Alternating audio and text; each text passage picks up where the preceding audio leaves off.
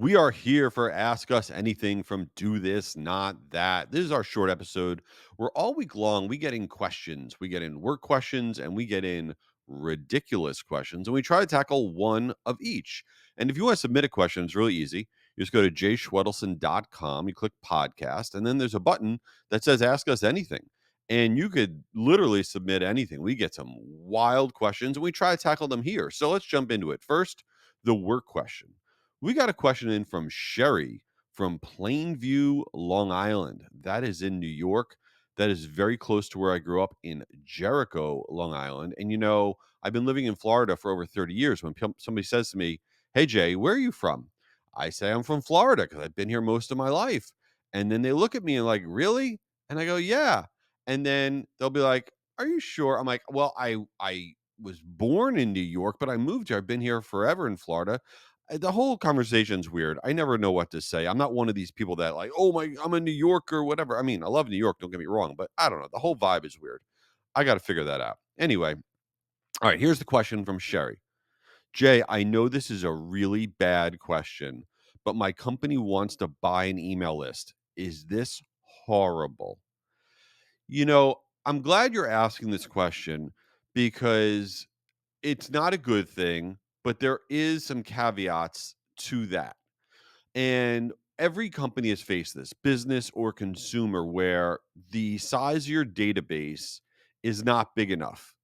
And to organically grow your database takes a really long time. It costs a lot of money. It's not easy. And you want that instant fix. And you go on Google and you're like, I want to buy a list. And there's a million of these different companies where you can just buy a list. And you're like, should I do that? And obviously there's legal issues with just buying a list. There's privacy issues in terms of people not giving consent. There's all sorts of those issues, but let's put aside that. Let's talk about the marketing side itself. Here's what really happens. You go ahead and you buy a list, and now you have the database that you want, the coverage that you want in your consumer category or business category, and you take a deep breath like, all right, now we have a good size list to market to. But here's what really happens. And again, this has nothing to do with the compliance side or any of that stuff. It also has nothing to do with deliverability. Yeah, when you take an email list that you buy and you stick it into whatever your email sending tool is that you're utilizing, it will completely disrupt your sending ability because you're going to hit spam traps, you're going to have complaints, it's going to be bad. But put aside all of that, okay? Why is buying a list such a path you probably don't want to go down? Because what happens is when you buy a list, you start sending to it. Number one, it doesn't do very well because these people didn't opt into whatever it is you're offering. They didn't express interest. They just happen to be in the right audience group that you're going after. So it's not going to do very well. But the thing that I see over and over and over again with marketers, what happens is once you buy the list, your aggressive push to grow your list organically fizzles out. You no longer have that as a front burner thing. You're no longer focused on that. You're not trying to make the best lead magnets. You're not trying to make the best offers. You're not trying to use pop up contact captures. You're not trying to grab people to come off of social media and get their contact information because you already have a list. And now you may be saying, well, no, no, we'll continue to do that, but you won't. It won't be as aggressive because you won't have that desperate need to do it. So buying a list really becomes a boat anchor in so many different ways for your business. Now, why did I say there was a caveat?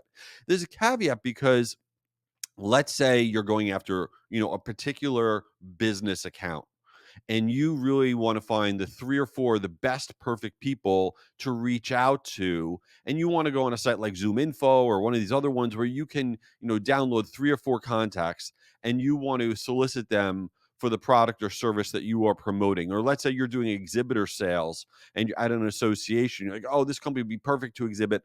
I want to reach out to them, I just don't know the person. Right, and you download a handful of records and you reach out to them. I'm totally fine with that.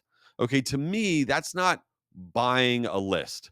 That is a very targeted, specific way that you're trying to do outreach. And as long as you're not doing that at scale, I'm totally on board with that. So, can you buy a list? Technically, you can. Should you buy a list?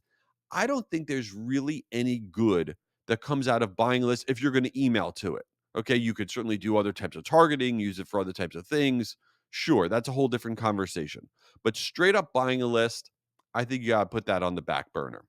Okay, so before we get to the ridiculous question, I want to let you know that this podcast is exclusively presented by Marigold. Now, I got a piece of content that Marigold just released for free that you got to download. Now, first of all, Marigold is my email sending platform. If you don't know them, they're a roll up of Campaign Monitor and MyEmma and Sail Through and Cheetah Digital.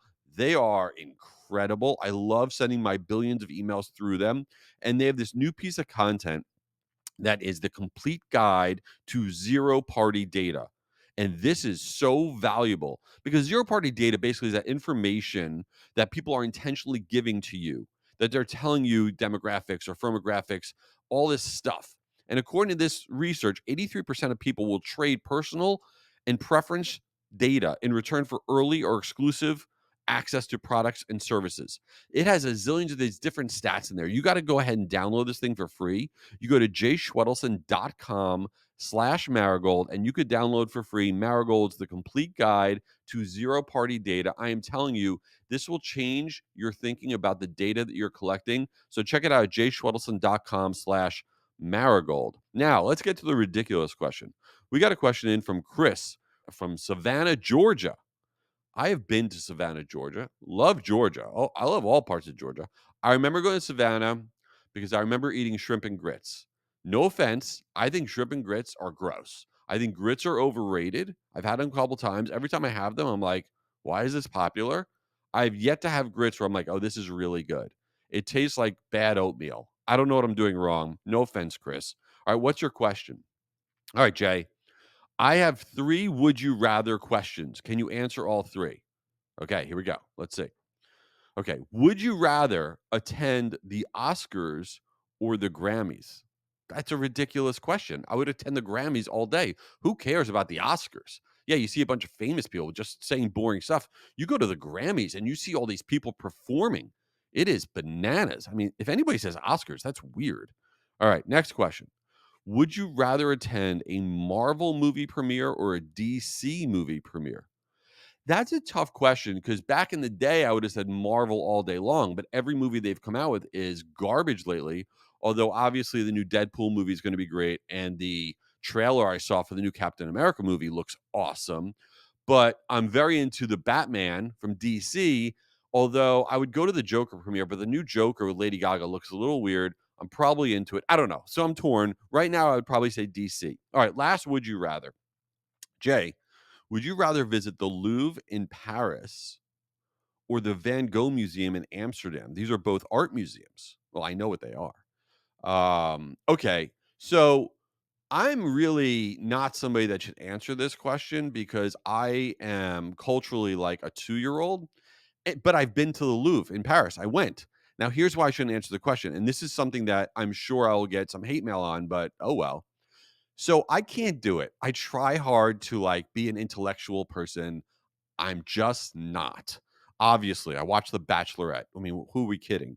So I went to the Louvre. I crushed the Louvre in less than 30 minutes, meaning like in and out of the Louvre in Paris with the greatest works of art of all time in less than 30 minutes. I got in there and I'm like, all right, show me the Mona Lisa. I went, saw the Mona Lisa. It was ridiculous. There was like 5 billion people staring at this little painting. I'm like, check that box, saw that. I saw, what was it? Like 1 or 2 other famous things. And then everyone's like, yeah, but you got to see this. You got to see that. I go, I don't care. I know it's famous. It's great. Rembrandt or Monet or Monet, whatever. Good for you. You made a painting. Beautiful. All of it. I mean, that is terrible. I'm sure it is like everybody's like, oh, I would love to go to the Louvre and spend the whole day there and be cultural and absorb all this amazing works of art and talent or whatever. Great. I want to sit on my couch and I want to watch Love is Blind, and that is my Louvre. All right. Don't at me. I don't care.